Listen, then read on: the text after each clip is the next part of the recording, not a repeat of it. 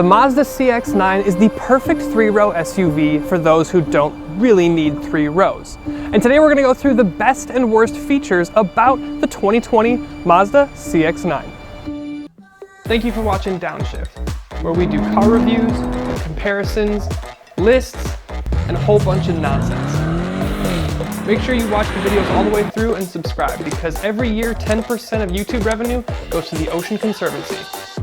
Let's save those turtles. Now we're going to start with the less than ideal first, and as I mentioned, it starts with the 3rd row. Yes, you have 2 seats back here. Yes, they have seat belts. They legally comply as seats. However, if you're over the age of 6 or you have legs, you're not going to fit back here. And now we step up to the middle 2nd row. And this is Mazda's flagship SUV, and it's approaching $50,000. And there's one thing that's very much lacking and very apparent, and it's a pano sunroof. And as we make our way up to the front of the cabin, we are met with the dashboard and thus the infotainment screen. Every modern car has one, and every modern car should have a modern system. This is getting to be a very old system, and yes, Mazda did do an update to give you Apple CarPlay and Android Auto, but it's still a bit older system. The new Mazda 3 has the new system, and it's a lot better. Now, as we're up front talking about the infotainment screen, I have to draw your attention to one more thing. I know I said that the system and software was getting kind of outdated, but it's very much navigable, and it's really fine. It's more of a nitpick than anything. However, what's not fine is the rear view camera. The fisheyeness is terrible, the resolution is really low. There's only one car that I've been in this year that has a worse camera, and that's the Toyota 4Runner. Additionally, this backup camera is just the backup camera until you start to go forward, and then you realize, oh, they've given you a 360 camera. Why wouldn't I want that when I'm backing up? Finally, I see why they do it. I mean, this is an expensive, big, heavy, luxury SUV, but there's not a whole lot of bite from the brakes. Very linear, very predictable, but I wish there was just a touch more bite. Now, with all that out of the way, let's talk positives, because there's a lot to go over.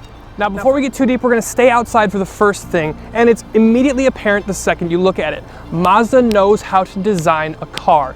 From the Kodo design body language to the amazing soul red paint, the big imposing grille, and the more aggressive gunmetal wheels, this thing is probably the best looking thing with 3 rows on the road.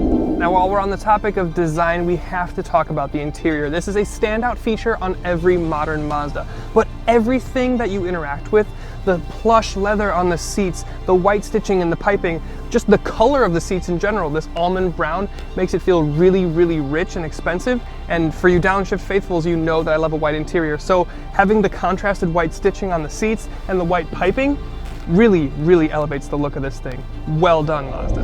Now, this is one thing you won't get from a spec sheet, and that's how isolated and refined this cabin feels. And yeah, that kind of goes in tandem with the upscale interior and the build materials.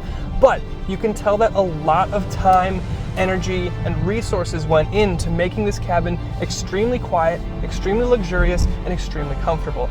Now, I'm starting to see where my 45 grand is going. Now, in every other Mazda video that I've done in the last year, and there have been quite a few, I always manage to work in zoom at some point because it's always pretty relevant. This might be the first time that it's not really. It's the same 2.5 liter naturally aspirated engine under the hood that you get under the hood of the CX-5 and the Mazda 6, and even kind of the Mazda 3. It's tuned differently, but you're still getting that same delivery of power that you're getting in those, but it's going into such a much bigger vehicle. There's much more weight, there's much more heft, there's more body roll. And for those reasons, it's not as zoom as it is before in other models, but it's incredibly smooth. The steering is light, but not too light. It gives you a little bit of feedback. The brakes are extremely predictable and consistent. It's really nice, but not zoom. Now, finally, the last thing that I like about this thing is the fact that it's going to be reliable. This 2.5 liter 4-cylinder engine under the hood here has been under the hood of my wife's CX-5 for the past almost 2 years, and it hasn't given us a single issue. The bulletproofness of the engine mixed with the reliability of the 6-speed automatic gearbox, yeah, this thing is getting up towards over 45 grand, but you're getting a lot of car for that.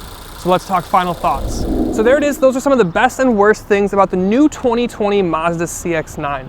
There still are some things that aren't perfect. The price and technology are a little bit pushing it, but with what you get on the interior, reliability, the exterior design, the way that you live with this thing every day, You have to weigh the pros and the cons, but it seems like a pretty good value from where I'm standing. I hope you guys enjoyed this video. If you did, go ahead and leave that thumbs up, subscribe, and watch the videos all the way till the end. And make sure you don't miss any additional Mazda content right here and here. And I'll see you guys next time.